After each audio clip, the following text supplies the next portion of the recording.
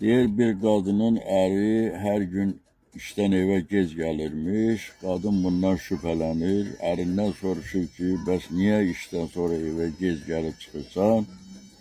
Deyir arvad, işdə işlərim çox olur, çatdıra bilmirəm, ona görə gec gəlirəm. Nəsə kişinin bu cavabı arvadı qane eləmir. Arvad kişidən şübhələnir ki, nəsə var burada və bunu güdmək qərarına gəlir. Səhəri günü işdən çıxmamışdan qabaq gedir ərinin iş yerinə, başlayır ərin güdməyə. Görür, aha, əri işdən vaxtında çıxdı və getməyə başladı. Bu da bunun arxasında ərin izləyə gedir. Görür ki, əri gəldi bir Gecəqondu məhəlləsində bir evə girdi. Bu lap daha əsəbləşir, əmin olur ki, bu kimlənsə gəzib eləyir. Ərindən qabaq gəlib çıxır evə, evdə ərin gözləyir. Əri nəhayət gəlib çıxır evə, yenə ərindən soruşur ki, niyə gecikmirsən yenə? Deyir, arvad, sənə deyirəm axı, son vaxtlar işlərim çoxalıb həddindən artıqdır. Çatdıra bilmirəm. Ona görə işdən sonra qalıb işlərimi görürəm. Arvad 100% başına qoyur ki, hə, bunun əri bunu alladır, bu kiminləsə gəzir. Ona görə başındakı axmaq fikirləri yerinə yetirmək istəyir.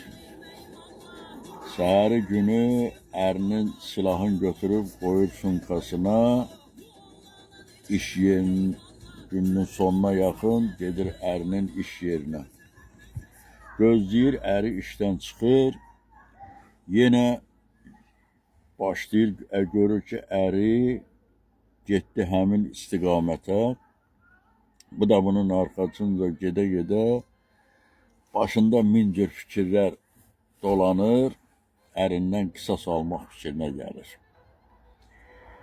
Görür, yenə əri getdi, girdi Gecəqondu məhəlləsindəki həmin evə, örtdü qapını. Gəlir hisslə qapını sındıraq şəkildə döyəcləməyə başlayır. Əri gəlir, qapını açır, arvadın görəndə çaşqın halda qalır.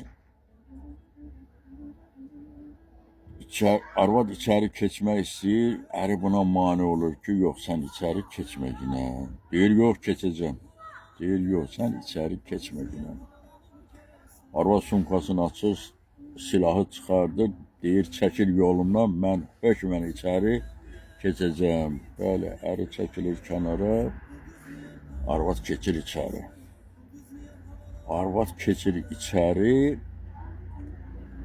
yataqdakı qoca qarının qaynanəsi olduğunu görəndə çaşqın halda qalır. Kişiyə deyir, mən elə bilirdim, bəs sən bu anı qocalar evinə qoymuşdun axı. Bu burada nə gəzir? Deyir, hə, mən neyniyim? Anamı sən evdə görmək istəmədin. Qardaşlarım da heç biri anama sahib çıxmadılar. Mən çıxılmaz vəziyyətdə qaldım. Anamı apardım, qoydum qocalar evinə. Amma anam mənə elə baxışlarla baxırdı ki, mənim ürəyim buna dözmədi, vicdanım yol vermədi. Anamı qocalar evində saxlaya bilmədim. Gəldim ona bir burada ev tutdum, onu burada yerləşdirdim. Hər gün səhər tezdən gəlirəm, onun təmizliyin, ehtiyaclarını görürəm, gedirəm işə. İşdən qaydanda da yenə gəlirəm, anama baş çəkirəm, onun ehtiyaclarını görürəm, yeməyin, çayın, təmizliyin eləyib evə qayıdıram. Mənim başqa çıxış yolum yox idi.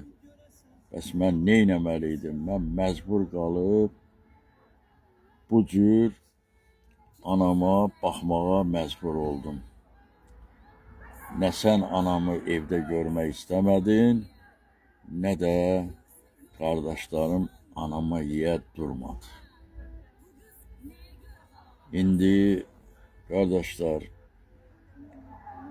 xoş o oğlun halına ki, o da anasını atmayıb.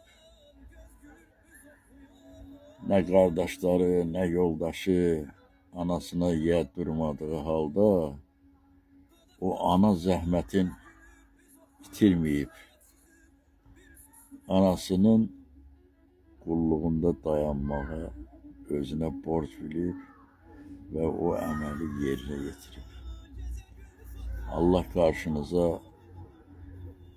xoş insanlar çıxarsın. Belə arvadları heç vaxtı evinizə qismət eləməsin. Xoş niyyətli qardaşlarınız olsun. Hər biri ailə qədrini bilən olsun. Diqqətinizə görə çox sağ olun.